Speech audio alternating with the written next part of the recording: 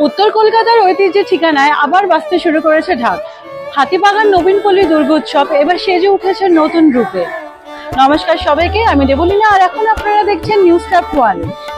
কলকাতার অন্যতম প্রাচীন ও জনপ্রিয় পুজো হাতিবাগান নবীনপল্লী দুর্গা উৎসব 2025-এ এসেছে ভিন্ন আঙ্গিকে। প্রতি বছরই এই পুজোয় থাকে থিম আর ঐতিহ্যের মেলবন্ধন। এই বছরও সেই ধারা বজায় রেখেছে। দর্শনার্থীদের জন্য অপেক্ষা করছে এক অভিনব প্যান্ডেল, শৈল্পিক আলোকসজ্জা এবং হৃদয়গ্রহী প্রমিতা। ক্লাব কর্তৃপক্ষ জানিয়েছেন এবছর থিমে থাকছে সমকালীন ভাবনা ও ঐতিহ্যের ছোঁয়া। প্যান্ডেলের নকশায় থাকছে বাঙালির গ্রামীণ সাংস্কৃতিক ছবি, আর প্রতিমায় থাকবে আধুনিক শিল্পের ছোঁয়া। পরিবেশ বান্ধব উপকরণ ব্যবহার করে তৈরি করা হয়েছে প্যান্ডেল, যাতে প্রকৃত রক্ষা বার্তারও পৌঁছে যায় মানুষের কাছে।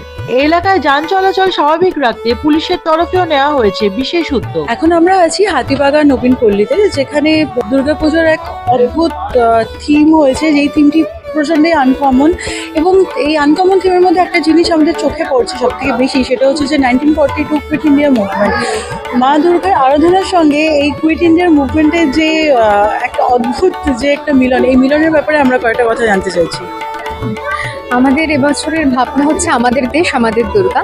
এখানে আমরা 1942 সালে যে ভারত ছাড়ো আন্দোলন হয়েছিল, সেই আন্দোলনে নারীদের কি অবদান, তাদের আত্মবলিদানের কথা তুলে ধরেছি, এবং বেশি করে সেই সমস্ত নারীদের যাদের আমরা হয়তো তাদের নামও জানি না, তাদের কথা হয়তো শুনিনি কোনোদিন, সেই সমস্ত অজ্ঞাত পরিচয় নারীদের কথা আমরা এখানে তুলে ধরেছি আমাদের পূজা মণ্ডপে, আমাদের বিষয় ভাবনার সাথে। কারণ 1942-এর আন্দোলন বলতেই তো আমাদের শুধু মনে পড়ে দু একটা নারীর নাম, যেমন মাতঙ্গিনী হাজরা, উষা মেহতা বা সুচেতা কৃপালিনী, কিন্তু এনারা ছাড়াও যে আভারত একটা মুভমেন্ট হয়েছিল, এবং সেখানে খুব বেশি করে আমাদের মেদিনীপুরের তমলুকের মেয়েরা, বীরভূম বাঁকুড়ার সাঁওতালরা যে ঝাঁপিয়ে পড়েছিল, ব্রিটিশদের এগেনস্টে গর্জে উঠেছিলেন, তাদের কথাই আমাদের এবার তুলে ধরেছি আমাদের মণ্ডপে।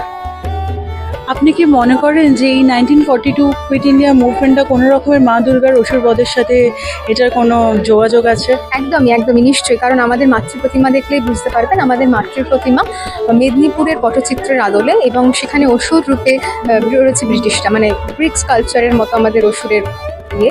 তো এখানে আমাদের ঘরের মা, বিপ্লবী মা, তিনি অসুর দমন করছেন, ব্রিটিশ দমন করছেন। এত সুন্দর আর্ট ওয়ার্কে কিরকম রেসপন্স পাচ্ছেন? কারণ দেশের থেকে তো বড় অনুভূতি কিছু হতে পারে না, তাই আমাদের প্রত্যেক দর্শকই ভীষণভাবে আপ্লুত হয়ে যাচ্ছেন আমাদের মণ্ডপ দেখে। সবারই একটা দেশপ্রেম জেগে উঠছে সবার মনে। হাতিবাগান মানে উত্তর কলকাতার পুজোর প্রাণকেন্দ্র, আর নবীনপল্লী দুর্গোৎসব মানে হাজারো মানুষের ভিড়, আলো ঝলমলে রাত আর ভক্তির আবহ। এবারে নতুন থিম আর আয়োজন মানুষকে মুগ্ধ করে দিয়েছে। আমি দেবলীনা, আজকের মতন শেষ করছি। আবার দেখা হবে নিউজ ট্যাপ 1-এর পর্বে।